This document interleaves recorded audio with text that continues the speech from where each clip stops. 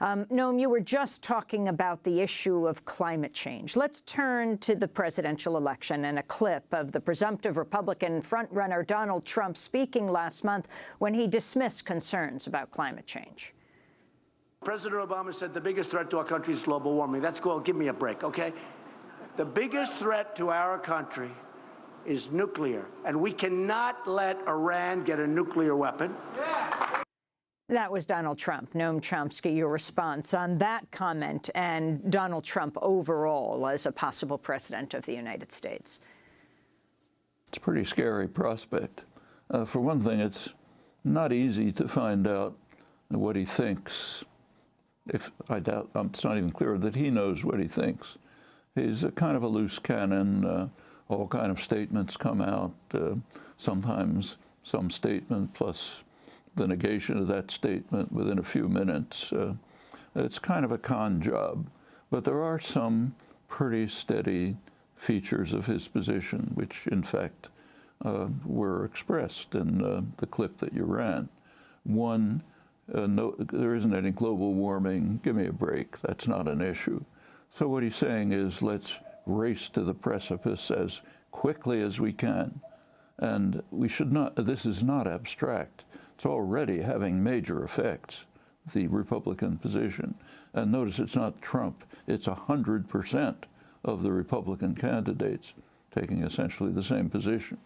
What they're saying, let's get rid of the EPA, let's get rid of regulations, it's all a joke, it's a liberal hoax, and so on. That's having an effect.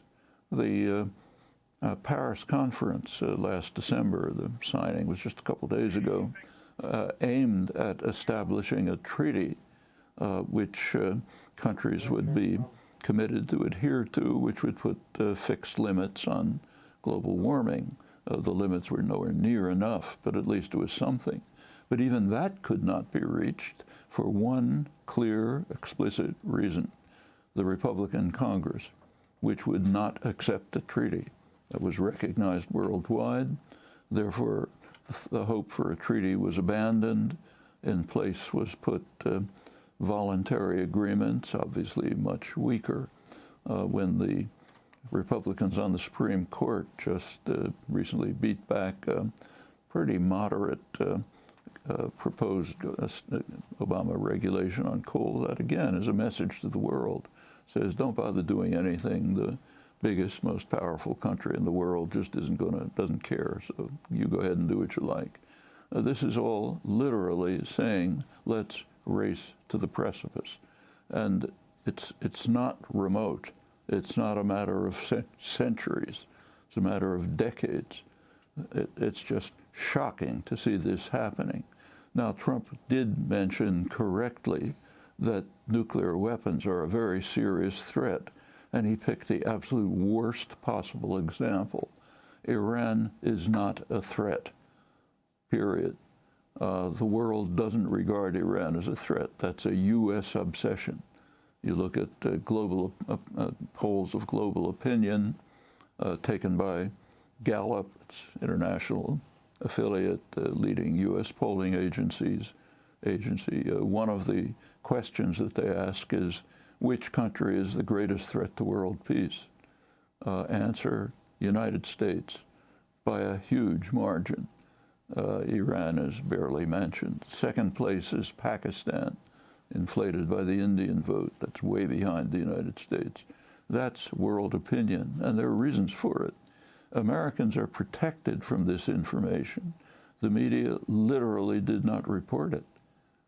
You could read it, you hear it on BBC, or you could pick it up on the international press. Iran, there's never been any, the threat of Iran, so-called, is actually described pretty clearly by the U.S. intelligence. What they've made clear is that the threat of Iran's nuclear programs, not nuclear weapons, they don't have any, but the threat of Iran's nuclear programs is that they might serve as a deterrent in the region. What does that mean? It means that the states that carry out regular aggression and violence in the region might be deterred. if Iran has a capability of someday producing nuclear weapons. Which states are those? The United States and Israel. So Iran might be a deterrent to the two rogue states that rampage in the region. That's the threat. If there was any concern for the threat, real concern, there would be clear, straightforward ways to eliminate it, namely, move to establish a nuclear weapons-free zone in the Middle East. Now, there are countries that advocate that. Primary among them is Iran. As head of the non-aligned movement, it's been leading the call for a nuclear weapons-free zone. It's strongly supported by the Arab states, has been for decades. In fact, supported by about the whole world. Why aren't we making steps towards it? Because the United States blocks it. And why does the U.S. block it? Well understood. It wants to protect Israel's nuclear weapons capacity from scrutiny and accountability. That's the nuclear threat in the region, not Iran. So yes, and in fact, Trump did not go on to give his answer. What he says, if he means it, is we have to rapidly build up our military forces, which are already overwhelming. Obama already has a $1 trillion program outlined for modernization of nuclear weapons, which includes what you mentioned correctly earlier, small nuclear weapons, which are regarded by specialists correctly as a very serious threat, because there'll be a temptation to use them, and it's almost certain that any use is going to quickly escalate, and that doomsday clock goes right to midnight. So Trump is saying, yeah, let's make the global warming problem as dangerous and imminent as possible.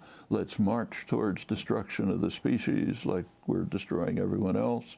And let's escalate militarization and at the same time sharply cut down resources by radical tax cuts, mostly for the rich, which means essentially eliminate pretty much the rest of the government.